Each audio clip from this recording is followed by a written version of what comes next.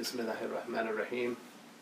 Alhamdulillahi Rabbil Alameen wa sallallahu wa sallam ala Sayyidina Muhammad wa alihi wa sahbihi wa tabi'ina lahum bi ihsan ila yawm ad-din wa alayna ma'ahum wa fihim bi rahmatika ya arhamar rahimin. We intend to learn and teach, to remember and remind, share benefit and gain, to encourage holding fast to Allah's book and the sunnah of His messenger. Sallallahu alayhi wa alihi wa sallam, to call to guidance and lead to all good, seeking in that Allah's countenance, Allah's pleasure, nearness to Allah subhanahu wa ta'ala and His reward. We intend with our shuyukh and the pious have intended and what Allah knows of good intentions, and we ask Him to accept. In khair wa lutf and afiyah. To proceed, alhamdulillah. It's good to complete this Seerah lesson at the time of the Roha, which is a blessed time, and in Ramadan, the blessed month. It works in Ramadan. An obligation is like 70 obligations, and the voluntary work is like rewarded like an obligatory work. The work is rewarded outside of Ramadan. Alhamdulillah. So we ask Allah to bless this, and things are determined by their ends. We ask Allah to give us a good ending to this read of the Seerah of the Prophet sallallahu alaihi wasallam, and that Allah subhanahu wa ta'ala give us good endings to all of our works and our lives, and khair and lutf and afiyah. So we have reached the 10th year, right? And we're continuing in the 10th year. Prophet sallallahu alaihi wasallam made his farewell Hajj, and then he returned and remained through the end of the 10th year and the beginning of the 11th year. He remained through the Hijjah, Muharram, and Safar. And then he ordered that an army be prepared to go to the Levant, in what is now Jordan, to Belqa, where the Battle of Mu'tah took place, where Zayd bin al-Haritha was martyred, and Ja'far bin Abi Talib and Ibn Rawaha, right? They were martyred there at Mu'tah. So the Prophet ﷺ, he ordered the Emir, the commander of this army, to be Usama bin Zayd al-Haritha, right? So Usama bin Zayd bin Haritha, radiyallahu anhum, he ordered them to go to Belqa and to walk on that land with the feet of their horses, burn the village that was at Mu'tah, and burn the village at Mu'tah, where Zayd's father had been killed, or where Usama's father Zayd had been killed. La ilaha illallah. So some people criticized the Imara, the leadership of Usama, due to his being young, and also due to his being a mawla, which means an emancipated slave.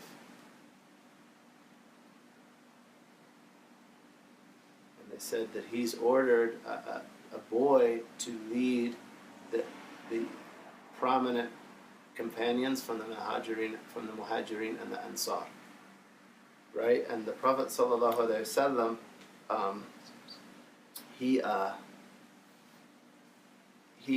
when he heard this, he stood and he delivered a khutbah, and he said, "You all have criticized his leadership, and you used to criticize the leadership of his father before that. And I swear by Allah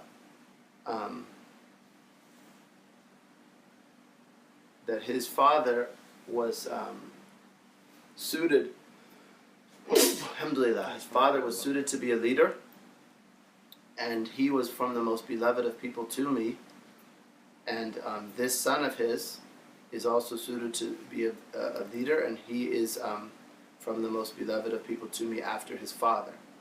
Right, and that is narrated by the Bukhari and Muslim. So he ordered them to prepare, and they began to prepare, but then he began to fall ill. And they say in his ordering Usama bin Zayd to be the Emir, there is benefits among them that he would gain essentially like a revenge for the death of his father. Like they actually mention that.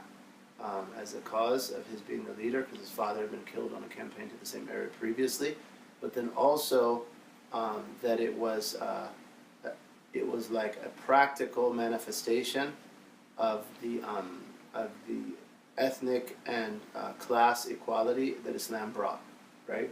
So he was someone who was regarded to be inferior, and the Prophet ﷺ made him the emir to overturn that false, satanic notion of one group of people being inherently superior to another group. This person had previously been a slave. And someone recently asked me, and they said that someone said to them that like righting racial inequality shouldn't be one of the objectives of the Muslim community.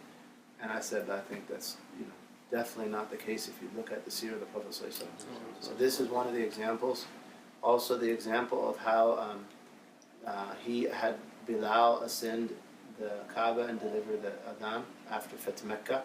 And that was very difficult for the nobles of Mecca to see a former slave ascend Allah's house and call the adhan. And there are other examples. So that's something that's clear in prophetic practice. And essentially, like the scales of worldly class and stature and prominence, oftentimes those don't fit the prophetic scale. A lot of times those that are least desirable by worldly considerations are the closest people to prophets. And that occurs during the message of various prophets. And they'll say to their people, I'm not going to order these people that you look down on away from me. And they came to me to learn about Allah subhanahu wa ta'ala. So that's something our Prophet ﷺ did, and this is one of the examples. And there's also strategically an immense wisdom in this, and that is that after Osama, they waited, and as we'll see, and the Prophet ﷺ then died, and the first thing Abu Bakr did was send out the army. And people were saying, maybe you shouldn't send it out, because we just had this take place. And he said, no, that's the first thing I'm going to do. I'm going to follow the Prophet's command. And what that said to the surrounding powers was, they've lost their Prophet, but they're still stable. Right? They just lost their commander, but they're stable enough that they're sending foreign armies. Right? Not that they're just waiting for us to come attack them. They're actually making preemptive strikes against us, which is an indication of their strength remaining. And Osama actually did very well. And they captured the specific killer of his father was killed, and the village that was ordered to be burned was burned. So it was a prophetic command, and Sayyidina Abu Bakr, the Khalifa of Rasulullah, he implemented that command, even if, again, to the extent that like Omar was encouraging him to delay, it might have, by certain considerations, it might have been counterintuitive. But again, prophecy is of piercing insight, and Sayyidina Abu Bakr was someone that was very, very, very, someone of absolute conviction in terms of implementation of the Prophet ﷺ's commands. So the Prophet ﷺ at the end of Safar, right, and they differ whether it was a Wednesday or otherwise. Some of them say Wednesday, some of them say other than that, but they agree that it was at the end of Safar. He began to get more ill, right? His illness intensified at the end of Safar, and this is in the beginning then of the 11th year after his hijrah. If we count on the Hijri calendar, we're coming up to the actual date that he enters Medina, because that was in Rabi al-Awwal, and he'll die around the date that he entered Medina the first time, exactly 10 years after being in Medina. So he had pain in his side, a headache, and an intense fever, right? He was extremely feverish, as we'll see in the Athar of Ibn Mas'ud.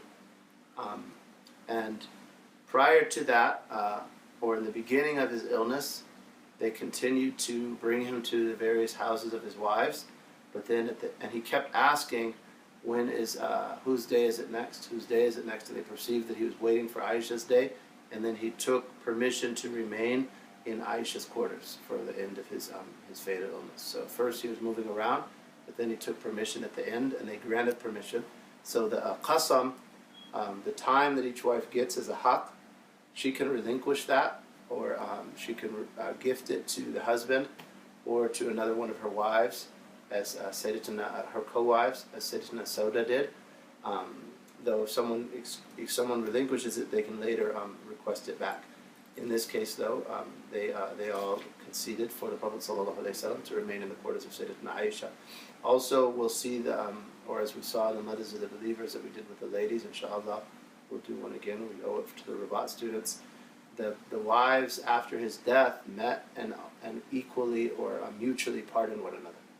They had a general musamaha, a pardon, and they said that some of the conflicts that take place between co-wives took place between us, and they all pardoned one another after his death. Sallallahu alaihi wa sallam.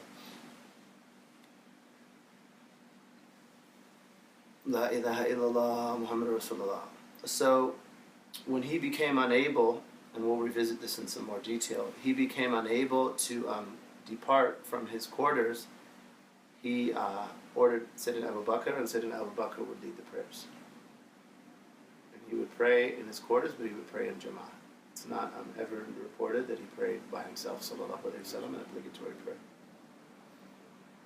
And it's narrated in the two Sahihs of Al-Bukhari and Muslim from Ibn Mas'ud.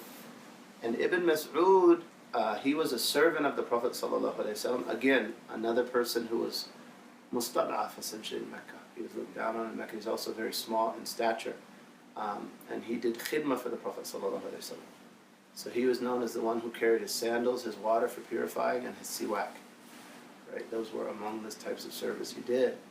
And he was given a proximity to the Prophet ﷺ that someone from outside of Medina who would visit would think he was from Ahlul Bayt, right? And also became one of the prominent scholars of Quran and the ulama of the companions. And that's often the case, that much of learning takes place through khidmah of people of knowledge. So he was able to enter during the Prophet ﷺ's illness. And he said, I went in during the illness of the Messenger of Allah, and he was experiencing a severe fever. Right? He was extremely feverish. And he said, so I touched him, and I said, O Messenger of Allah, you have a very high fever. And he said, that's the case. And he said, I experienced fever like two men among you. Right? Two non-prophets, my fever is twice as intense. And he said, and is that because you have twice the reward? And he said, yes. That's because I have twice the reward. And then he reminded all of us of the difficulties that any of us experience. And he said, and there's no Muslim who is befallen by any harm, a thorn or anything more, except that Allah subhanahu wa ta'ala expiates thereby his misdeeds, just as the leaves of a tree fall from it. Right? So that's the principle, that difficulty is a means of expiation of sins and of elevation of degrees, and thus prophets and Allah's Messenger particularly, being of the highest of degrees, he experienced the most severe trials. And some of the narrations about his famous fatal illness, he mentions a famous hadith, the most tried people are the prophets, and then those who follow them, those who are close in station to them, and then those who follow them. Right? So anytime any of us are in trials, remember that your Messenger sallallahu alaihi wasallam, he experienced more severe trials than we did due to his more elevated station. So we're ill, we feel ill. Your Prophet sallallahu alaihi wasallam, his illness was twice as severe as yours. And his was an elevation of station, undoubtedly not an expiation of sins, because Allah protected it from those. It also, that's an Aqidah point you covered, right? That a prophet is permissible for him to have normal human vicissitudes befall him, like illness, right? So illness befalls a prophet, and that's obviously not an indication of a decrease in the station. It's an indication of his elevation. And that's something that has to be corrected. Again, if we look by material scales, because a lot of times, the people that are severely tried in the society are looked down on and might even be on the periphery of the society, and those might be people that are particularly dear to Allah subhanahu wa ta'ala, right? That was the case with the Prophet, and that's the case with those after. La ilaha illallah. And Sayyidatuna Aisha narrated that when the Prophet became severely ill, or when his illness intensified, he said, put water for me in a tub, and he would make ghusl, right? And in one of the narrations, he ordered that water be taken in 7 water skins from a certain well that still exists in a place called Aliyah, like on the outskirts of Medina, close to Kuba. The well exists, but it's as though it's dry now. But the building of the structure that was around it still exists. We visited it on our last Hajj. So he ordered the 7 water skins that were not untied, that they be taken and poured over him in that well. He also ordered that that ghusl be done from him from that well. La ilaha illallah. So he bathed in this tub and then fainted and then awoke, and he found the people were still waiting for the Isha prayer for him to come out, right? He hadn't come out yet. So he said, "Did people pray?" And they said, "No, they're waiting for you." And then he said, "Order Abu Bakr and let him lead the people in prayer." Right? So this is one of the times when he ordered him. It's as though this is the beginning of his order.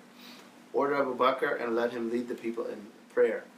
So Sayyidatuna Aisha said that she actually went back and forth with him about that and tried to discourage him from doing so. Right? Sayyidatuna Aisha tried to discourage the Prophet ﷺ from having Sayyidina Abu Bakr lead in his stead.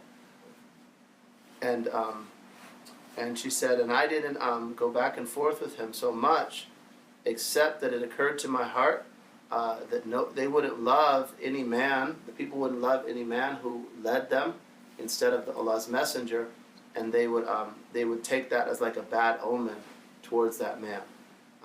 So she asked him instead to try to have Omar radiallahu anhu lead the prayer, and this author is going to go into this in a little bit more detail, but she mentions here the reason why, that she was worried that the people would take that as a bad omen against that individual, and dislike anyone that had stood in the place of Allah's messenger in his stead, sallallahu alaihi wasallam, particularly at the end of his life. So then the Prophet sallallahu alaihi wasallam, he again just said, order Abu Bakr and let him pray with the people. So then they sent to Abu Bakr radiallahu anhu, and Abu Bakr, he had a very soft heart, and when he would recite Quran, he would cry. So Abu Bakr said, Omar, you lead the people in prayer, right? And that's his humility. And Omar said, you're more deserving, and Abu Bakr led the people during those days, right? So Abu Bakr was appointed as the Imam in the absence of the Prophet sallallahu alaihi wasallam. After some days, the Prophet sallallahu alaihi wasallam felt lighter, and he came out for the Dhuhr prayer, being led between 2 men. Right? Sayyidina Abbas and Ali were leading him out to the prayer. He couldn't walk by himself, sallallahu alaihi wasallam, but he still would take those steps to attend the congregation with the believers, right? Indicating the immense merit of congregation. And Ibn Mas'ud has an athar where he says that a person will be brought and held up between other men in order to attend the congregation with Allah's messenger, and that only a hypocrite would miss it, right? And the Prophet sallallahu alaihi wasallam himself, he demonstrates this.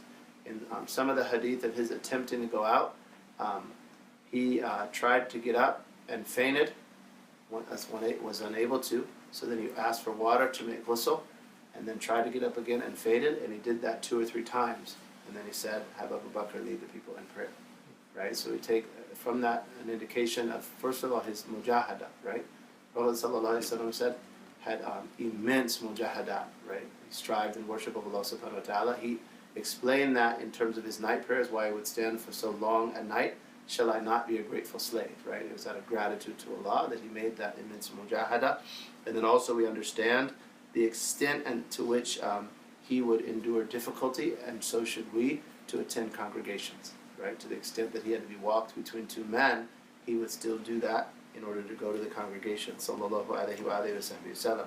So they walked him out, and Abu Bakr was leading the people in prayer. When Abu Bakr saw the Prophet ﷺ, he began to withdraw, right, to recede in order to join the prayer rank. And the Prophet motioned to Abu Bakr to stay in his place, right? And then he asked them to sit him to the side of Abu Bakr, right? So they sit the Prophet ﷺ to the side of Sayyidina Abu Bakr, and the Prophet ﷺ begins to lead the prayer sitting, right? This is how the Shafi'i Imams understand this hadith, right? In the hadith, I believe it's in the Sahihain. Yeah, it's in Bukhari and Muslim. So the Prophet ﷺ is leading the prayer sitting, and Sayyidina Abu Bakr is standing following the Prophet ﷺ, and the people are following the motions of Abu Bakr like a muballigh, like the person who raises his voice in takbir. They're understanding the times of the motion of the Prophet ﷺ from the motions of Abu Bakr, but actually the Prophet ﷺ was leading and Abu Bakr radiallahu anhu was following. And again, that's specifically in the Sahihs of Bukhari and Muslim. He said, so Abu Bakr continued to pray, following the prayer of the Prophet ﷺ, and the people were following the prayer of Abu Bakr, meaning like al-muballigh. La ilaha illallah. So in that,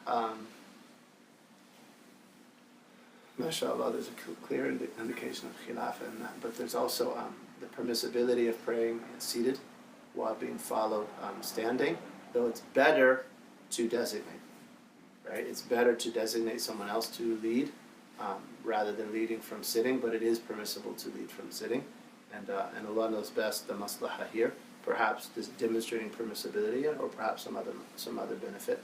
The Prophet ﷺ did so. La ilaha illallah Muhammad Rasulullah. Also in the two Sahihs, Sayyidatuna Aisha said, 3 times I replied back to the Prophet ﷺ's command to order Abu Bakr to pray. And she's already explained why, right? She was concerned that people would take a dislike to Abu Bakr radiallahu anhu because he had led instead of Allah's Messenger. So she says, I said Abu Bakr is a soft man, and when he recites he'll cry, he'll be overcome by tears, so people won't be able to hear. So order Omar in order to lead the people in prayer. So the Prophet ﷺ, what did he say? And again, he's in a weakened state, he's feverish. I'll quit bothering me, just go ahead and do it. Right? He didn't say, I'll quit bothering me, just do what you want. He said, Muru Abu Bakr fayusalli bin nas. He repeated his initial command, order Abu Bakr and let him lead the people in prayer. So then she said again, have Omar do it, and he said, tell Abu Bakr and let him lead the people in prayer. So then she went to Hafsa, the daughter of Omar, and she asked her, why don't you ask her? Right? So then he replied again, Muru Abu Bakr fayusalli bin nas, order Abu Bakr that he lead the people in prayer. فَإِنَّ كُنَّ سَوَاحِبُ Yusuf. And he said, you all are like the ladies who were in Yusuf's company, right? And so what is the wisdom in that? The wisdom in that is that Zulaykha, she's the one who's intended, who was the wife of the Aziz, that when the ladies criticized her for becoming infatuated with Yusuf, she acted as if she was inviting them as guests, but she really just wanted them to show them what she was going through so that they wouldn't blame her for what she was going through. So they say that that's the similarity. That Sayyidatuna Aisha had one intention, but she revealed another, or she manifested another. In any case, the Prophet said that, sallallahu alayhi wasallam, and he was steadfast. He was steadfast. And, sometimes people run around and they have a lot of ideas and they try to rally people to do this or that. And the brothers in the community aren't supposed to be influenced by them. You know what I'm saying?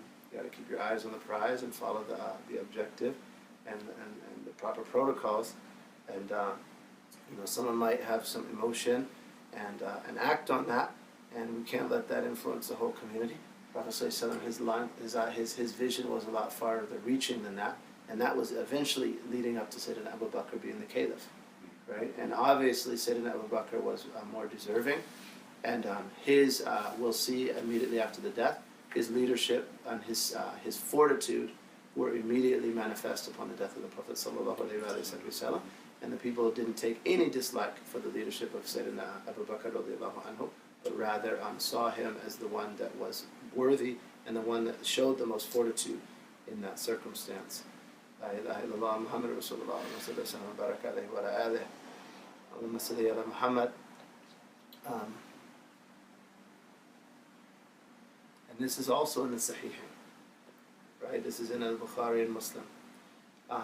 He said when he was ill, I was inclined to sin for Abu Bakr, to summon Abu Bakr and his son, and bequeath, and Allah knows best what was to be bequeathed, and ahad, so that no one would say such and such, nor would anyone have La ilaha illallah ambitions, right? So it's as though he was saying that he was going to write a covenant of Abu Bakr being the caliph in order to cut any chatter or aspirations for leadership that others might have. He said, however, then I said, Allah will refuse to do anything other than to guide the believers, right? So he left that to Allah's guidance, but he indicates that he was going to summon Abu Bakr and make this command to him. La ilaha illallah Muhammad Rasulullah. It's also in the Sahih of Al-Bukhari and Muslim, and this is from Abu Sa'id Al-Khudri radiyallahu anhu, that the Prophet sallallahu alaihi wasallam delivered a khutbah, right? And in his khutbah he says, "Inna Allah khayyara abdan bayna dunya wa bayna ma indah." Verily, Allah has given a servant to choose between the world and between what is with him, and that servant has chosen what is with him. Right? So he said that a servant was given this choice, and that the servant chose, obviously, what is with Allah. So when that occurred, Sayyidina Abu Bakr cried. Right? And Abu Sa'id, he says, we were surprised, and we said, and I said to myself, what's making this sheikh cry, right? What's making the sheikh cry? That Allah made a servant choose between the world and what's with Allah, and the servant chose Allah Azza wa Jal.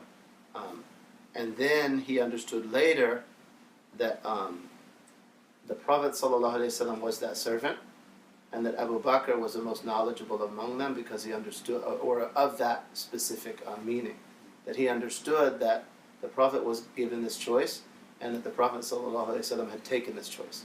So he was essentially informing them that he would die.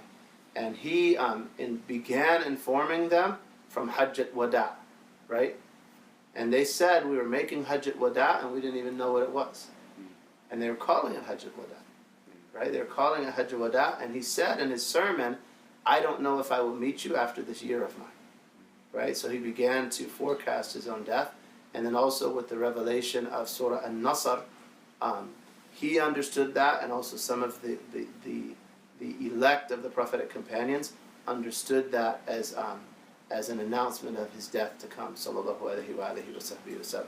So he began informing the community, and also, as we'll see, and Sayyidatuna Aisha will mention that he was given the choice. Right? Prophets are not do not die prior to being given the choice, and they choose the akhirah. They choose the akhirah, alayhim salatu wasalam, and that's how some of the elect are as well. Some of the elect, their stations are just too great to remain in the dunya, and they actually choose to depart from the dunya. And we ask Allah to keep His awliya and siddiqeen among us, in spite of the darkness of this world and our darkness, and not allow them to quickly depart. Even if it's more difficult for them to remain, we're in need of them, and the dunya is in need of their presence. And the Prophet ﷺ, at this, when Abu Bakr began crying in the same sermon, he said, "Don't cry."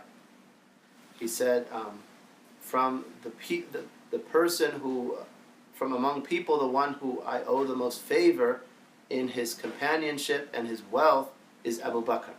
Right? He began to mention his virtues. And he said, and if I was going to take a khalil, a bosom friend, other than my Lord, I would have taken Abu Bakr. Right? However, the brotherhood of Islam, and the love for Islam. Right? So he said, Allah is my khalil, but if I was going to have a khalil, I would take Abu Bakr. However, we have brotherhood in Islam and love in Islam. And then he said, let there not remain any private entrance to the masjid except the door of Abu Bakr radiallahu anhu. So the Prophet ﷺ, he had a private entrance from the quarters of Sayyidatuna Aisha, and some of the other companions, they also had their own door into his masjid, and he ordered that all of the rest be closed, except that of Sayyidina Abu Bakr radiallahu anhu. It's also in the Sahih of Al-Bukhari and Muslim that the Prophet ﷺ, he summoned Sayyidatuna Fatima when he was ill, and he spoke to her. He told her a secret, and she cried. And then he called her and he told her a secret again, and she smiled. So Sayyidatuna Aisha asked her, what was that? And she said that I won't reveal the secret of Allah's Messenger. So then she asked her again after his death, sallallahu alaihi wasallam, and she informed, Sayyidatuna Fatima informed Sayyidatuna Aisha radiallahu anhuma that he told me that he was going to die. And I cried, and then he told me that I was the first of his Ahlul Bayt to follow him, so then I smiled. Right? So, and she died after him by 6 months. Radiallahu anha wa ardah. And La ilaha illallah Muhammad Rasulullah. In some of the narrations, he also asked her, are you not pleased to be the foremost of the ladies of paradise? Sayyidatu Nisa'i Ahl al-Jannah. Right, so he gave her tidings, and also mentioned that she would be the first one to follow him. Radiallahu anha wa ardah. And she was the closest to him of his family, and most closely resembled him in appearance, and even she walked like him, sallallahu alaihi wasallam. And he said, literally, she's a piece of me. What saddens her saddens me, and what gladdens her gladdens me. Radiallahu anha wa ardaha. And she only remained 6 months after his parting, after his passing, sallallahu alaihi wasallam. And Sayyidina Abu Bakr only lasted a couple of years. And they attribute his death to the death of the Prophet sallallahu alaihi wasallam, and it's not unlikely that that's the case with hers as well. Bukhari narrates from Anas that at the end of the life of the Prophet ﷺ, he had a lot of revelation, more so than he did prior to that year. And they say that that was because of the many delegations that came, and the questions they asked, he had the answers revealed. Sallallahu alaihi wasallam. It's narrated in the two Sahihs also that when Allah's Messenger, again, when his illness intensified, and he began to experience difficulty as a result, Sayyidatuna Fatima said, oh, how great is the difficulty of my father. She said, wa karba, which is a way of expressing difficulty or hardship. In this case, the difficulty of his father. It would be literally translated, but it means my father. How very great is the difficulty of my father. And he said, there will not be any difficulty for your father after today. So then, when he died and they buried him, Sayyidatuna Fatima said, Anas, did your hearts feel good about covering your prophet with earth? Right? And she also visited his grave and took from the earth and kissed it. And she said, I've experienced such sorrow that if it were poured on days, they would become nights, due to the separation from Allah's Messenger. It's also mentioned in the two Sahihs from Aisha radiallahu anha. She said, when Allah's Messenger was well, he would say, no prophet was ever taken, meaning that he never died, prior to seeing his place in paradise and being given to choose between this world and the next. Right? So he would tell her this, that no prophet died prior to seeing his place in paradise and being given the choice. Would he remain in the dunya, or would he go to the akhirah? So she heard him in his fatal illness saying, she said, I heard him in his fatal illness, and he began to say, مَعَ الَّذِينَ أَنْعَمَ اللَّهُ عَلَيْهِمْ مِنَ النَّبِيِّينَ وَالصِّدِّيقِينَ وَالشُّهَدَاءِ وَالصَّالِحِينَ وَحَسُنَ أُولَٰئِكَ رَفِيقًا. So he started to recite the verse with those whom Allah has favored of the prophets, the veracious saints, the siddiqeen, the martyrs, and the pious, and that is good company. And in one narration, he fixed his gaze to the sky, and he said, Allahumma ar-rafiqul a'la. Oh Allah, the highest company. Right? Oh Allah, the highest company. And she said, so I knew that she said, then he won't choose us. And I knew that this was a hadith that he had previously mentioned when he was well. Right? right? So she knew that he was choosing to pass on to the highest company, and that he had chosen the akhirah and what was with Allah over remaining with them in this world. Sallallahu alayhi wa sallam. In another narration, he said, Allahumma gfir li warhamni wa alhiqni bil rafiq il-a'la. Oh Allah, forgive me, have mercy upon me, and make me join the highest company. And you notice I'm translating as the highest company. Rafiq can be companion, but rafiq can also mean company. And Allah knows best. It's as though in these riwayat, that's what it implies. The highest company, and for instance, with the prophets, the martyrs, and the true saints, and so on. In the Sahihs of Bukhari and Muslim as well, from Anas bin Malik, radiyallahu anhu, the Muslims were praying the Fajr prayer on Monday morning, right? And this is the Monday that he dies. He dies on a Monday in Rabi al-Awwal, right? Abu Bakr was leading them, and suddenly Allah's messenger lifted the curtain from the door to Aisha's quarters, right? So what was the Prophet's door? A curtain. That was the door to the house in which Allah's messenger died. Sallallahu alayhi wa sallam was a curtain, right? So he lifts the curtain, and he's standing there gazing on the companions, right? Like at 90 degrees to their left, right? He's looking from the quarters of Sayyidatuna Aisha, where he's buried now, right? And the masjid stopped at that promenade that you can walk by in front of where he's buried. That was extended in the time of Sayyidina Uthman.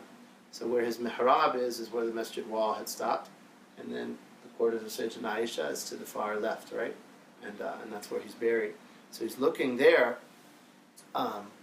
and he said, he lifted the curtain, and Allah's messenger looked at them in their prayer ranks and smiled. So Abu Bakr begins to recede, right, to come back in the prayer rank, and they thought that Allah's messenger wanted to exit and pray with them.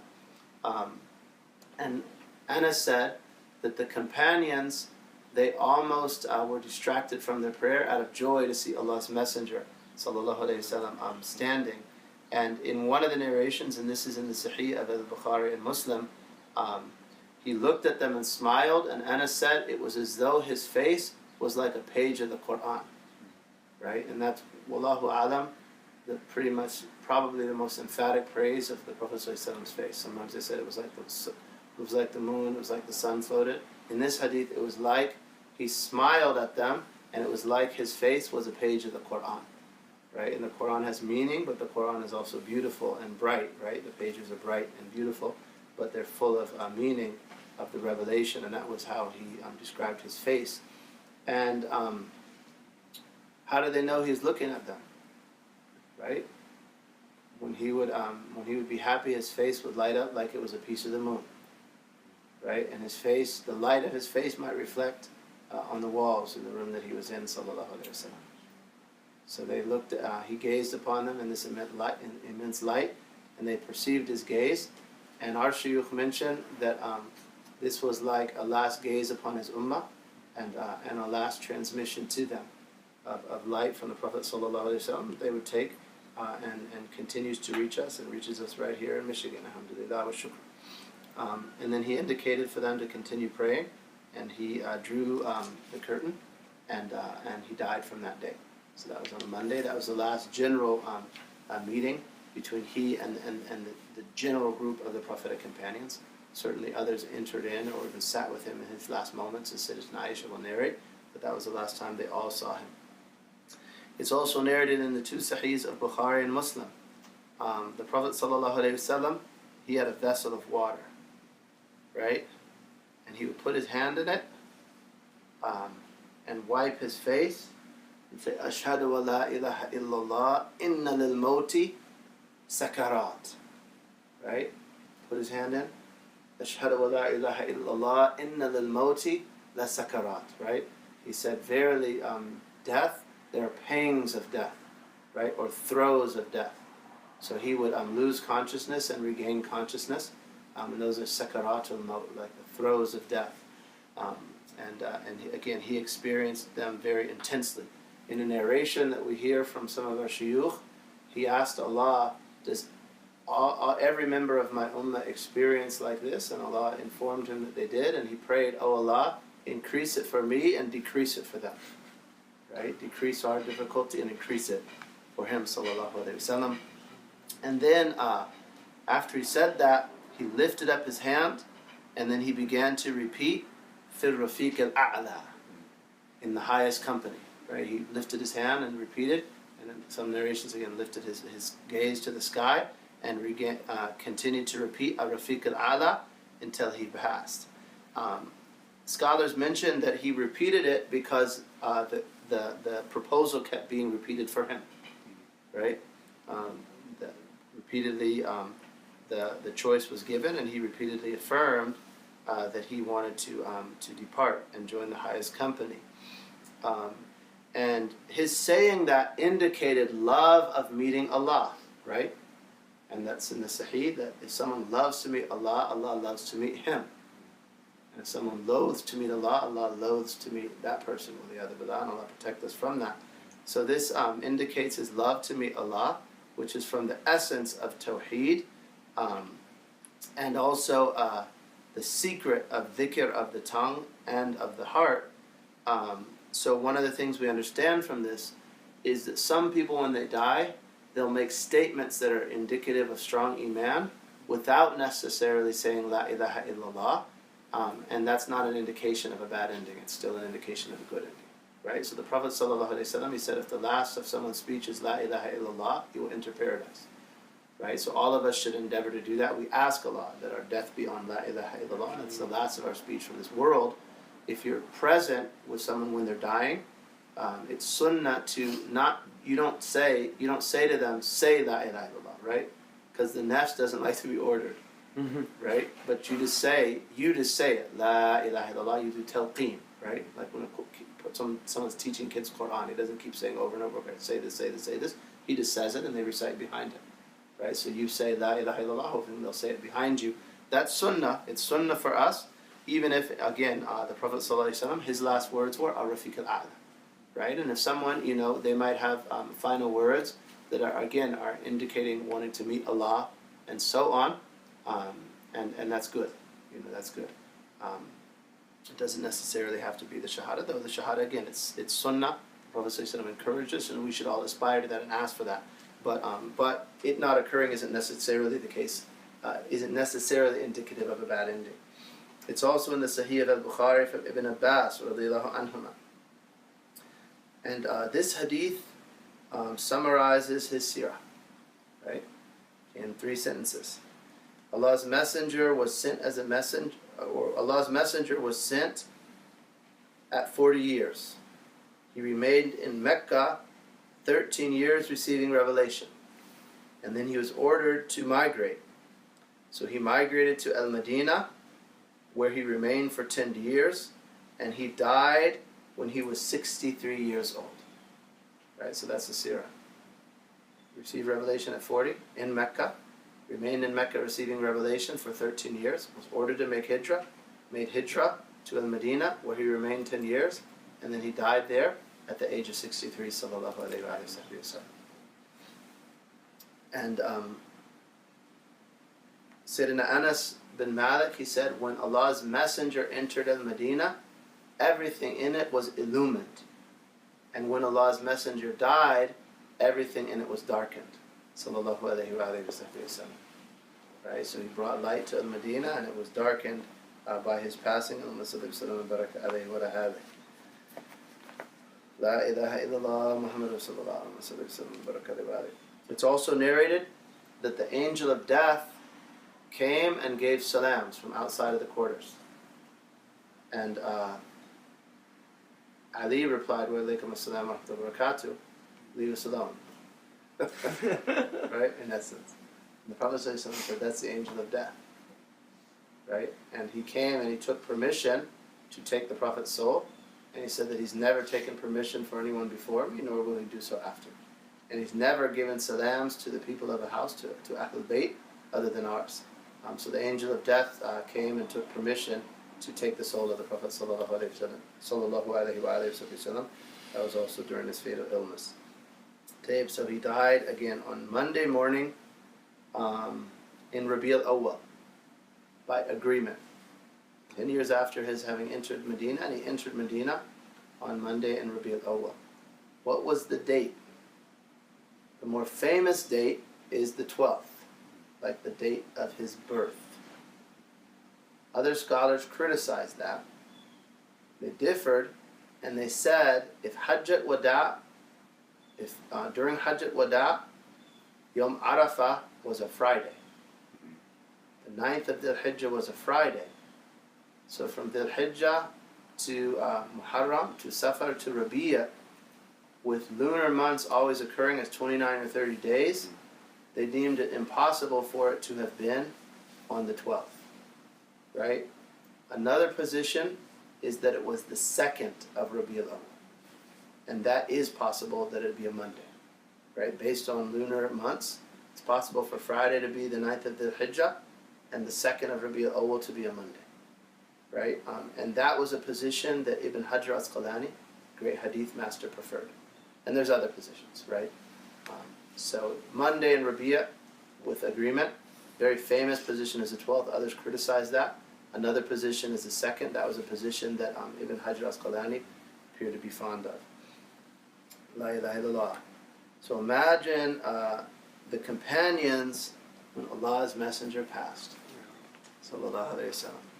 Right? And if there's one thing about the companions, they were in love with Allah's messenger. Sallallahu alayhi wa sallam. Right? They truly loved him. So they were dumbfounded, you could say, or you could almost say they lost their minds because of the difficulty, the immensity of the loss. Right? They were confused and in a state of confusion. And the most firm of them was Abbas and the uncle of the Prophet, Al-Abbas radiallahu anhu, and Abdul Muttalib, and Sayyidina Abu Bakr radiallahu anhuma. La ilaha illallah Muhammad Rasulullah. And Bukhari narrates in his Sahih that when the Prophet ﷺ died, Abu Bakr was in Al-Aliyah, right? An area on the outskirts of Medina where he had a wife. He was visiting a wife of his there. And Omar, he stood up and he said, I swear by Allah, Allah's messenger didn't die. Right? So the companions were affected in various ways. Right? This is how the Sayyidina Omar was affected. Some of them went silent and they couldn't speak. That was how Uthman was affected. Some of them sat and they couldn't get up. That was how Sayyidina Ali was affected. Some of them died of sorrow. Right? One of the companions prayed that after that he never see anyone else and he went blind. Sayyidina Bilal, after the death of Allah's Messenger, when he would try to call the adhan, he could never get past Ashhadu anna Muhammadan Rasulullah without crying, so he stopped calling the adhan. That was it. There was no more adhan in Medina by Sayyidina Bilal. Except after his death, by some time, he saw the Prophet in a dream and he said, what is this coldness, O Bilal? So then he came and visited. And Abu Bakr asked him to call the adhan, he didn't. Omar asked him to call the adhan, he didn't. And then little Hassan and Hussein came and they asked him to call the adhan. And he said, what am I going to say to your grandfather if I refuse you? So he began to call the adhan. And when the people heard the adhan of Sayyidina Bilal, they came out into the streets because it reminded them of Allah's Messenger, right? It's the same adhan and the same voice that they had experienced and hadn't experienced since his death. They came out into the streets and he couldn't get past again, Ashhadu anna Muhammadan Rasulullah, without crying. And he cried and all of the people in Medina cried. And they say that Medina was never seen with more tears other than the day he died than that day that Sayyidina Bilal called the adhan during the Khilafah of Sayyidina Abu Bakr. So Sayyidina Abu Bakr, he was in Aliyah, and Sayyidina Omar went on Omar mode, and he said, he didn't die, and Allah will bring him back, and he's gonna cut off the arms and the legs of people who will spread this. he took his sword and he said, I'm gonna chop anyone who says that he's dead. That was, people deal with trauma in different ways, and that was Sayyidina Umar radiallahu anhu dealt with the loss. So Sayyidina Abu Bakr came, and he lifted the veil from over the face of Allah's Messenger, and he kissed him, and he said, may my father and mother be your ransom. You are fragrant in life and death, or you're pure in life and death. Tibta hayyan wa mayta, right? You're good and pure in life and death. And he said, I swear by the one in whose hand is my soul, Allah will not make you taste two deaths. You've tasted this one that's been written for you, and that's that. And then he went out to the people and he delivered a sermon, right? And obviously he was the Khalifa, right? He was the clear successor of Allah's Messenger, and he remained steadfast and was able to show immense leadership and guide the community. So he came out, and alhamdulillah, he praised Allah and extolled him, and he said, those who worship Muhammad, for verily Muhammad has died. For surely Muhammad has died. And those who are worshipping Allah, for verily Allah is living, and he never dies. Right? So he reminded them that it was Allah who were worshipping, and obviously not the Prophet ﷺ. And then he recited, verily you will die, and verily they will all die. Right? And the word is mayyit. Right? And in Arabic we have mayyit and we have mate. Right? Mate is someone who's already died. Mayyit is someone who will die, has died or will die. Right? A creature that can die. So Allah informed them that you will die, or you're someone that dies, and there are people who will die. And then he recited also the verses from Surah Al-Imran, or the verse from Surah Al-Imran 144. Muhammad is nothing other than a messenger, and messengers have passed prior to him. If he dies or is killed, will you turn back on your heels? And whomsoever turns back on his heels, he will not harm Allah whatsoever, and Allah will recompense those who are grateful. Right? So he recited this verse that had been revealed previously. Many of them memorized it. All of them had recited it or heard it recited. And immediately that brought people back to their senses. They cried, but also they came to their composure, and they received it from him and began reciting it with him. And Omar, he said, I swear by Allah,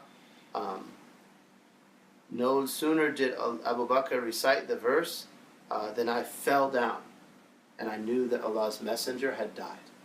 And he also said it was as though I hadn't heard it previously, prior to him reciting it at that time. Right? So he recites this verse in the Quran, and then everyone understands what has in fact taken place. And again, Omar immediately sat. He collapsed. Radiallahu anhu. And again, he died at duha time, the mid-morning time. So the prayer that he looked out to them was the dawn prayer, and that was the last time they saw him. And he died at duha on Monday in Rabi al-Awwal. And he was buried on Tuesday or Wednesday. They differ. And the reason for the delay is they differed as to where to bury him after his death. And so they said, should we bury him in his masjid? Should we bury him in Al-Baqiyah, where he buried his son Ibrahim? Right? So he buried his son Ibrahim in Al-Baqiyah. They said, should we bury him in Al-Baqiyah, where his son is buried? La ilaha illallah. Some of them said he should be carried to Jerusalem and buried at the grave of his grandfather Abraham alayhi salam. And then Sayyidina Abu Bakr removed that doubt as well. And he said, I've heard Allah's Messenger sallallahu alayhi wasallam say, no prophet is buried except where he dies. And that's narrated by Malik and Ibn Majah. And after him saying it, Sayyidina Ali said, I heard that from him as well. Right? So that is the principle of prophets, that they're buried where they die, and he is buried in his hujra, or in the hujra of Sayyidatuna Aisha. Right? So they buried him right there in the hujra of Sayyidatuna Aisha, on his right facing the Qibla. Later, Abu Bakr was buried there as well. And they put him behind the Prophet, meaning further from the direction of the Qibla, and slightly below him. So his head is at like the shoulder height of the Prophet. And then Sayyidina Umar, when he died, and we've mentioned to you before the story of his taking permission from Sayyidatuna Aisha and her granting it. And he's buried behind Abu Bakr and slightly lower, so that, like, you could say they're in kind of descending order, stairs going back away from the Qibla and down in the Hujra. And that leaves space below where the Prophet ﷺ, is buried, and they say that that space is for Isa alayhi salam. Right? So the Imam mentioned that Isa will be buried in that space in the Hujra, below the Prophet sallallahu alayhi wa sallam. La ilaha illallah Muhammad Rasulullah Allahumma salli wa sallam wa baraka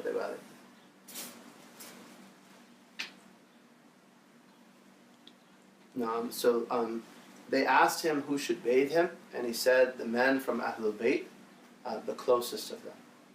Right? So Sayyidina Ali and Sayyidina Abbas and the close men of Ahlul Bayt, they took care of his bathing. And they asked how he should be prayed over. And he said, first, after I've been prepared, leave me, and the angels would come and pray over me. Right? First, Sayyidina Jibril, Sayyidina Mikael, Sayyidina Israfil, and then the angel of death, along with legions of angels, came and prayed over him. And then have the men pray over me in small groups, let them enter and pray over me. So they would come into the quarters of Sayyidina Aisha and pray their individual funeral prayers over the Prophet ﷺ, and then depart, and another group would come. And then the ladies in groups did the same. So there wasn't any one imam that led them in the funeral prayer behind Allah's Messenger sallallahu alaihi wasallam. And again, then he was buried on Tuesday or Wednesday. La ilaha illallah.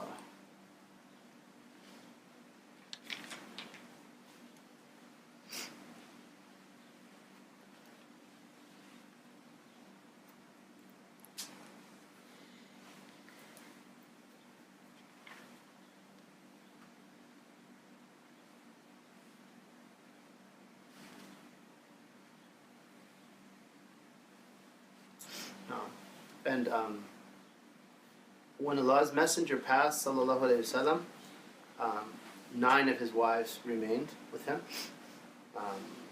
living. One of the Zainabs, having died, Zainab al-Masakin, died before him, and obviously Sayyidatuna Khadija died before him. So the 9 that remained with him upon his death were Aisha bint Abi Bakr, Hafsa bint Umar, Juwayriya bint al-Harith al-Mustaraqiyah, Habiba, who's Ramla bint Abi Sufyan, Zainab bint Jahsh, Sauda bint Zam'a, Safiya bint Huyay bint Akhtab, right? Was Israeliyah.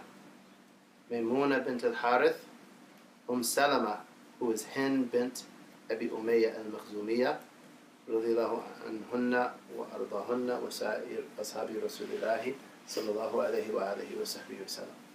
So that concludes the life of Al-Habib sallallahu alayhi wa sallam. We ask Allah to give us a good ending. And inshallah, in your Khilafah series, you covered in the life of Sayyidina Abu Bakr the early events of his Khilafah and the bay'ah that was made to him after the death of Allah's Messenger by the Muhajirin and the Ansar. So he became the Caliph, the Khalifa of Rasulullah by the bay'ah of the Sahaba radiallahu anhum. There's clear indications in the sayings of the Prophet ﷺ at the end of his life and his actions of the Khilafah of Sayyidina Abu Bakr radiallahu anhu.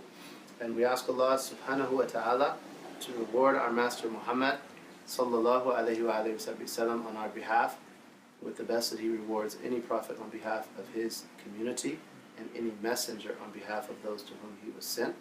And we ask Allah subhanahu wa ta'ala that Allah grant us to please Allah and his messenger with what we have learned of his seerah and of his shama'il and of the ahkam of his sunnah and the sharia that he brought sallallahu alayhi wa sallam, that Allah give us to be honest, sincere, that Allah give us accepted works, good teaching, inviting the guidance, that Allah give us to transmit from the Prophet ﷺ, even if just one verse, as he commanded us, and that the reward of the Fatiha that we recite go to our parents, our teachers, our sheikhs, anyone we owe rights, and the Prophet Muhammad Fatiha.